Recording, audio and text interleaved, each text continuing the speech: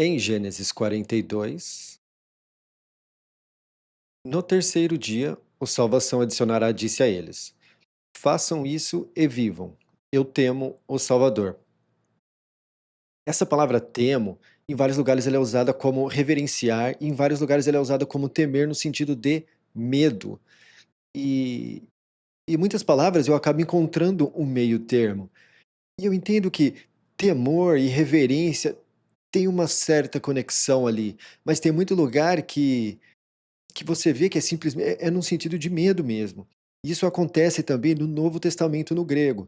Então essa é uma das palavras que quando eu analiso os lugares que ela tá, tanto o temor aqui que é vou confirmar como é.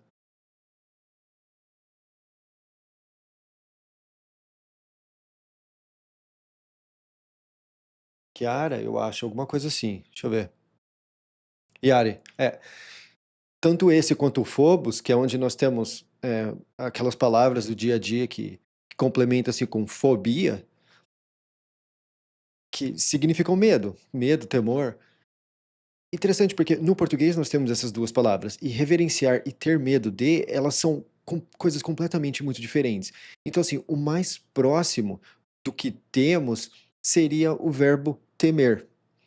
Mas tem lugares que é muito no sentido de reverenciar, que não dá para encaixar como temer, e tem lugares que é muito no sentido de medo mesmo, que não dá para encaixar como reverenciar. Então eu acabo deixando como temer. Mas é uma palavra que o significado mesmo dela, ele pula de lá para cá. E como eu gosto de manter uma certa consistência, eu acabo usando o temor mesmo, sempre onde ela está. Então vai ter lugar que ela vai ser claramente no sentido de medo e não no sentido de temor, e vai ter lugar que ela vai ser reverenciar.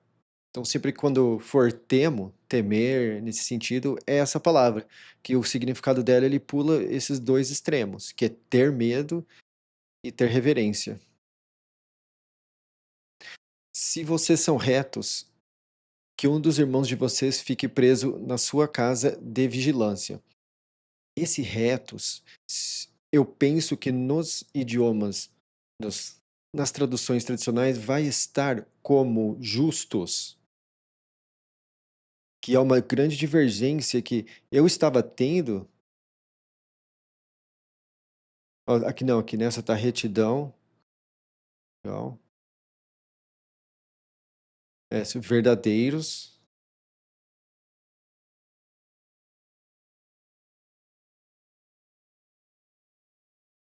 retidão e honestos. Sim, mas é importante manter o reto, porque até recentemente eu estava traduzindo ela como justo, porque em muitas traduções do inglês ela está como just. Só que, por que a importância de colocar reto do que justo? Porque esse é aquele processo que eu falo, de que você procura justificação, mas na verdade você procura estar reto diante dele. Então, por exemplo, se você tem um comportamento que não te agrada e que você sabe que não agrada a ele, conforme você vai orando e colocando aquilo em pauta, o Salvador ele vai endireitando você naquele comportamento, ele vai te deixando mais reto. Então, colocar justo é complicado, porque o falar como processo de justificação parece que você está defendendo algo que você fez incorreto e não que você está consertando um comportamento que está incorreto. Então, é mais importante. Essa é uma palavra que ela é essencial, o sentido literal dela, porque isso vai se encaixar de uma forma muito muito boa no restante da palavra e naquilo que o Salvador quer das pessoas. Então, eu sei que às vezes uma palavra dessa, pô, mas ele é justo, ele é reto, olhando de fora assim parece que é a mesma coisa, mas quando você analisa mesmo o porquê é importante reto, buscar retidão, é buscar que o Salvador que te endireite, te deixe uma pessoa mais correta, a coisa toda ela começa a se encaixar e fazer mais sentido. Porque a partir do momento que você começa a entrar na questão do verbo justificar, no nosso, no nosso vocabulário do dia a dia, parece que você está dando uma desculpa para algo que você fez incorreto, e não no sentido que é para ser, que é de buscar ele para que ele endireite aquele seu comportamento, que está meio torto. Então, parece que é algo pequeno, mas não é. Muda muito o norte da Bíblia. Que um dos irmãos de vocês fique preso na sua casa de vigilância. Vocês vão, levem o grão fracionado para a fome das suas casas. Aqui, irmãos de vocês, eu tento evitar usar a palavra sua, tá? Então eu acaba ficando assim. Mas aqui eu poderia colocar suas. Que eu vou. Tragam o irmão pequeno de vocês para mim. Eu poderia colocar tragam seu irmão pequeno para mim. As palavras suas vão serem confirmadas. Esse confirmadas, essa palavra aqui é muito legal. Essa é a palavra amém, tá? No Antigo Testamento, ela é pronunciada amém, e no Novo Testamento, ela é pronunciada amém. Aquele amém que as pessoas falam, né? Ah, fez uma oração lá, amém, amém. Significa fato, verdade. Então, quando todo mundo fala aquilo, tudo tá. Você tá lá vendo a pessoa falar um monte de coisa sobre a palavra e depois todo mundo grita fato, né? Mas se você não sabe o que é fato, o que não é fato, você não tem que estar falando fato, porque você não sabe se de fato aquela pessoa está falando um fato, né? Então, a pessoa fala lá o que ela fala, às vezes o pregador pode ter falado um monte de coisa errada que não tem nada a ver e tá tudo mundo lá, fato. Nós tratamos aquilo como assim seja, mas literalmente é usada como fato, como verdade. E aqui é usado como verbo de confirmar. Então a origem da palavra amém é essa, é simplesmente fato, verdade, confirmado. A tradução mais próxima que nós usamos no dia a dia é fato. Quando alguém fala assim, ah, isso é um fato, ou alguém faz um comentário, pô, fato, né, aquilo é amém. E é engraçado porque tanto é no hebraico quanto no grego. A pronúncia é basicamente a mesma, que é amém. As palavras suas vão serem confirmadas e vocês não vão morrer. Eles fizeram assim. Eles disseram: cada homem é o irmão dele. De fato, nós somos culpados sobre o nosso irmão. Culpado é aquele sentimento que eu falo, né? Sempre que você sentir a culpa de alguma coisa, faz uma oração, né? Faz o processo de falar para o Salvador disso aqui, ó, de reto, né? Salvador, eu errei, né? Me ajude a ser uma pessoa mais correta, né? O Senhor me fez, o Senhor me criou, né? Cada, né? Com certeza o Senhor consegue mudar isso em mim. Eu não quero mais esse comportamento. E conforme você vai fazendo e você vai confessando em oração, ele vai endireitando você. E aqui é interessante porque, ó, eles já entenderam que eles eram culpados. Então, ao meu ver, pelo menos um deles já tinha sentido um grande arrependimento no coração diante daquela situação. E nós, mais adiante, nós vamos ver. Então, aqui, ó, o fato deles falarem isso, eles estão confessando que eles têm a culpa.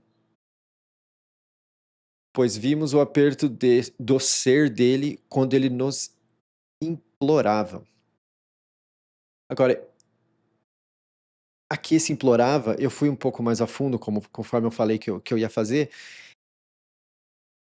seria quando ele nos pediu compaixão. Eu acho que o que mais se encaixa é nesse sentido, quando ele nos solicitou compaixão. Então, implorava deixa a desejar. Porque uma coisa é uma pessoa te implorar alguma coisa, outra coisa é quando a pessoa te solicita compaixão, tenha compaixão disso. É bem mais intenso quando a pessoa solicita compaixão do que quando ela simplesmente implora. É porque ela apela para um lado diferente do próximo, né? Ela apela para o lado do coração, especificamente, e não apenas da cabeça ou de uma forma vã. Então, esse implorava, na verdade, é como se fosse forneça compaixão, dê compaixão, ao meu ver. mas eu acho que dá para investigar mais ainda. O ser, eu estava traduzindo isso aqui como sopro vivo, mas após muito ver e muito colocar, dá para usar o ser. Eu acho que não deixa a desejar usar a palavra ser aqui, que é do ser dele, né? Então, eu acho que dá para ficar assim. O aperto da vida dele ou da alma dele fica estranho. Agora, do ser dele é uma coisa que a gente tem, né? Porque alma não é uma coisa que a gente consegue. Pô, mas o que que é? Agora, ser é o que você é. Então, eu achei mais interessante usar ser do que alma. Então, o que era sopro vivo agora passa a ser. E não ouvimos. Por isso veio sobre nós este aperto. Aqui, aperto também é interessante porque no que eu comentei no episódio anterior, a tradução de Egito é sitiado e não é cercado por questão de ser um aperto. E sitiado é um aperto. A base da palavra é aperto.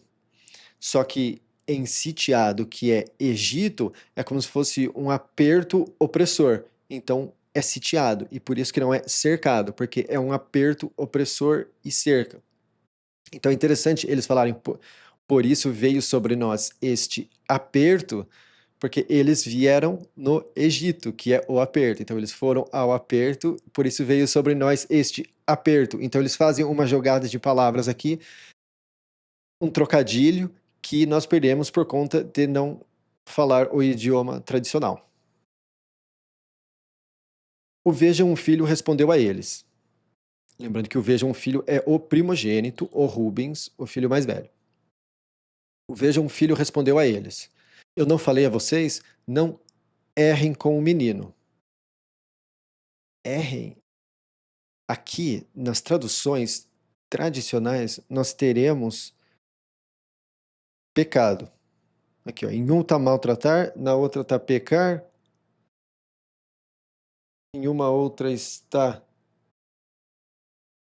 falta e na outra está pecar. Mas a tradução da palavra pecar, a gente vê que ela é usada muito intercaladamente com a palavra errar. Então eu simplesmente deixo errar para tirar essa religiosidade desnecessária que dá-se a dizer que pecado é algo que é errado diante do Salvador, mas não exatamente diante dos homens. Errar é errar. Diante do Salvador e diante dos homens, erro é erro. Usar pecar fica não transmite uma mensagem precisa. Não errem com o menino. Aqui também poderia ser rapaz, poderia ser garoto. Né? E vocês não ouviram. Vou colocar rapaz, porque eu acho que no capítulo seguinte eu coloquei rapaz. Vou deixar rapaz aqui. Não errem com rapaz. E vocês não ouviram? Vejam, o sangue dele é exigido. Exigido por quem? Pelo Salvador que cobra, né? Eles não sabiam que o salvação adicionará ouvia, porque havia um mediador entre eles. Mediador, provavelmente alguém que fazia a tradução, né? Nesse sentido de mediador. No sentido de muito provável que era um tradutor, mas como tinha alguém no meio, mediador. Que nós usamos essa palavra mediador muito para resolução de conflitos. Mas é no sentido de estar no meio, estar entre eles. Ele se virou diante deles e chorou. Muito provavelmente porque ele ouviu o comentário do Vejam Filho, que, que se levantou por ele, a favor dele, né? Então ele provavelmente ficou emocionado por conta disso que o Vejam Filho respondeu a eles. A ele. Ele se virou diante deles e chorou. Voltou a eles, falou com dureza com eles, pegou deles o ouviu e o amarrou diante dos olhos deles. Então, olha aqui, ó. O Vejam um Filho falou, e vocês não ouviram. E então ele pegou deles o ouviu. Eles ficaram sem o ouviu. Eles não ouviram. Então, é um elemento que também nós perdemos por não falar o idioma tradicional, mas que podemos trazer à tona aqui. Então aqui eles não ouviram e aqui eles ficaram sem o ouviu, que é Simão, tá?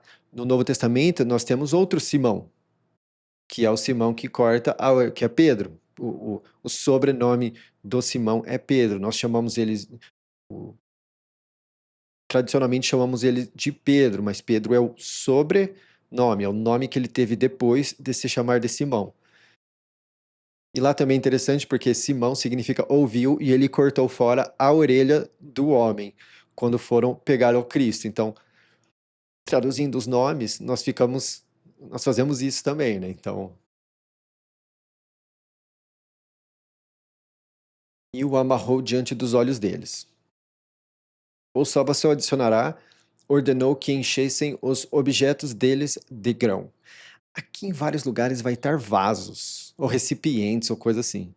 Mas a palavra literal é os objetos. Tá? Poderia ser as coisas aqui também, mas ao decorrer da palavra ela se encaixa melhor como objeto do que como coisa. Ordenou que enchesse os objetos deles de grão, que devolvessem a prata de cada homem no saco dele e que dessem a ele sustento para o caminho. Fez-se assim com eles. Eles levantaram o grão fracionado deles sobre os jumentos deles e foram-se dali. Um deles abriu o saco dele para dar comida ao jumento dele na pousada e viu a prata dele. Veja, estava na boca da bagagem dele. Ele disse aos irmãos dele: Minha prata foi devolvida. Vejam, está na minha bagagem. Então o coração deles saiu. Isso aqui eu tentei deixar de uma forma literal, mas é simplesmente porque eu não consegui encaixar uma, uma expressão no português que descrevesse isso, né? Então eles ficaram pasmos, assim, você perde muito do que é. Então, o fato de o contexto aqui, aí tremeram, né?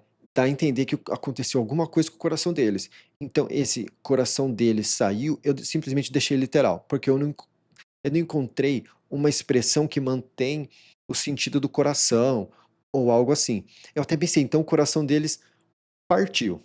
Isso passou pela minha cabeça.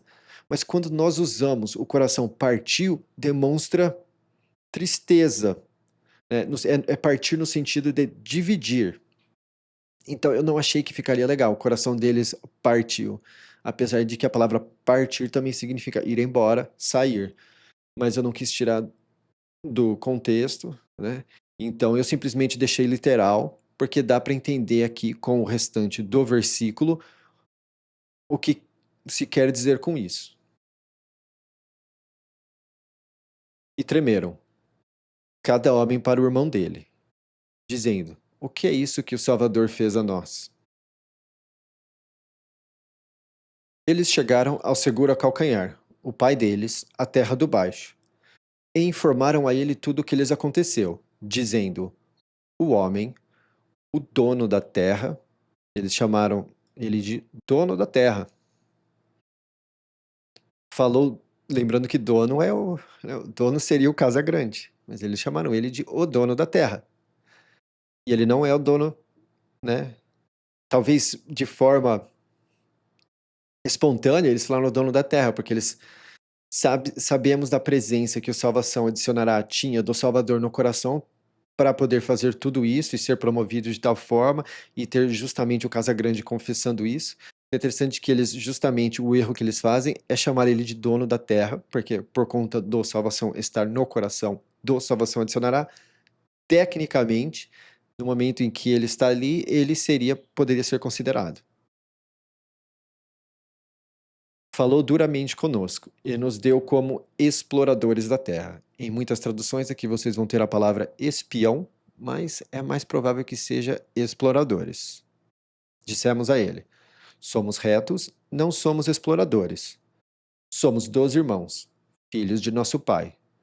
Um não está e o pequeno está hoje com nosso pai na terra do baixo. Aqui até que eu falei, né? Um não está. Um estava, né? E é engraçado, eles poderiam falar qualquer coisa, que um morreu, mas eles falaram um não está, sendo que aquele um estava, que era o salvação adicionará. É engraçado como o erro é justamente o oposto do que é. O erro na fala dele, né?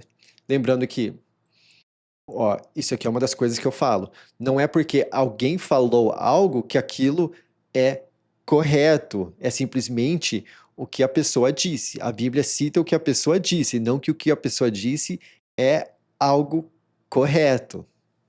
Nós vamos ver de ponta a ponta do bom livro coisas erradas acontecendo, pessoas fazendo coisas erradas. Como nós vimos, eles fazem o que eles fizeram com o irmão.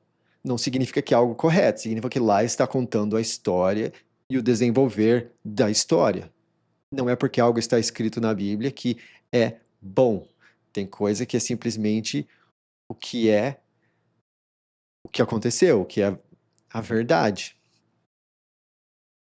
E o pequeno está hoje com o nosso pai na terra do baixo. O homem, o dono da terra, nos disse: Nisto vão saber que vocês são retos. Deixem comigo o irmão de vocês, e peguem para a fome das suas casas e vão. Tragam o irmão pequeno de vocês a mim, e vou saber que não são exploradores, mas que são retos. Vou dar o irmão de vocês a vocês, e vocês vão poder negociar na terra. Agora eu quero ver uma coisa sobre essa palavra reto, porque eu acho que tem aqui uma coisa bem legal, que eu quero ver se é essa mesma palavra que eu estou pensando.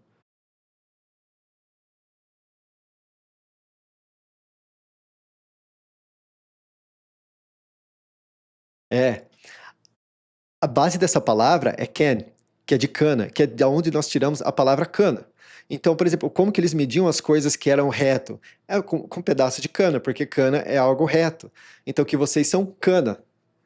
Então, é dessa forma. Lógico que eu traduzo aqui porque cana eles aplicam de uma forma como reto. Porque se eu escrever aqui nisso, eu vou saber que vocês são cana. Vai ficar estranho. Se eu, né? Então, é se usado cana para dizer reto. E é interessante porque mais adiante nós vamos ver que as coisas são medidas como cana. Então, assim, é buscar ser cana, buscar ser reto, buscar ser cheio de água, porque cana é cheio de água, cana é doce. Então, é muito interessante como, quanto mais você analisa, até mesmo pequenas palavras e significados e como a coisa toda é, ela vai se encaixando, né?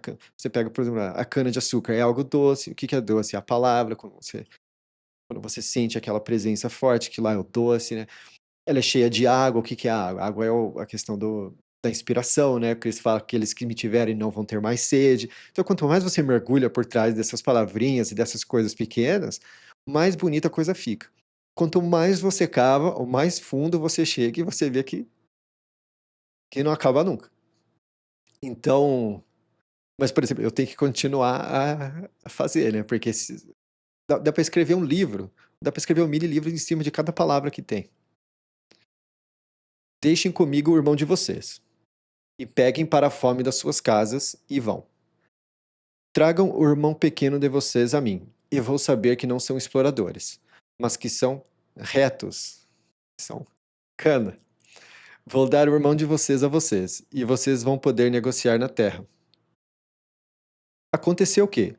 Ao esvaziarem os sacos deles, eis que o amarrado de prata de cada um estava no saco dele. E viram os amarrados de prata deles, eles e o pai deles, e temeram. Aqui de novo aquela palavra. O segura-calcanhar, o pai deles disse a eles: Vocês me causaram um aborto. Aqui tem lugar que vai estar: Vocês me fizeram perder filho, alguma coisa assim. Mas é a mesma palavra que é usada quando, por exemplo, uma ovelha está em gestação e a criança morre. Então,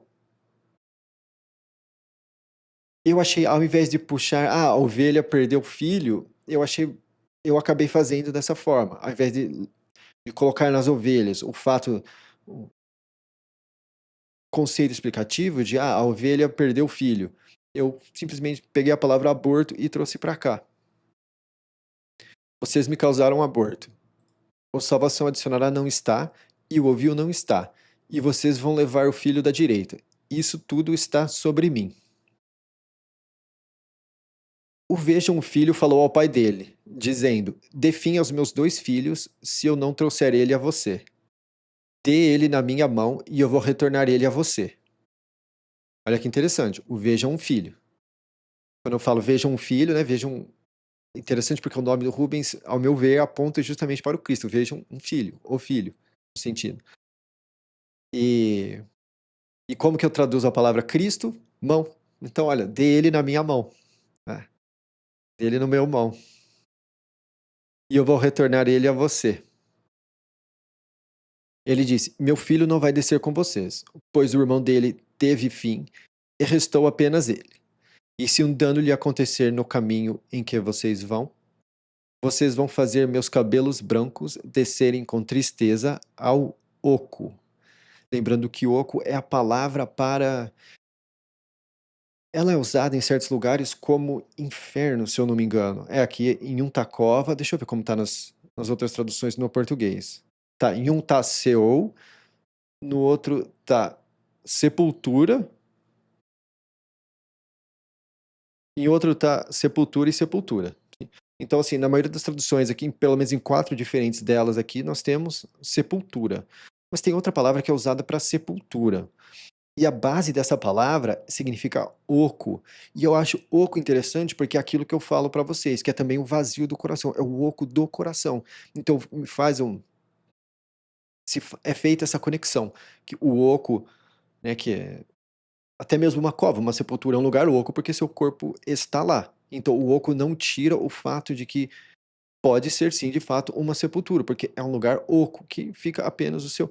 Mas também faz uma ligação ao vazio do coração, que é quando a pessoa está nessa vida, quando ela está extremamente distante do Salvador.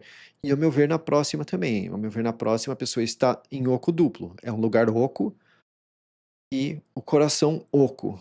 Mas isso é uma opinião própria que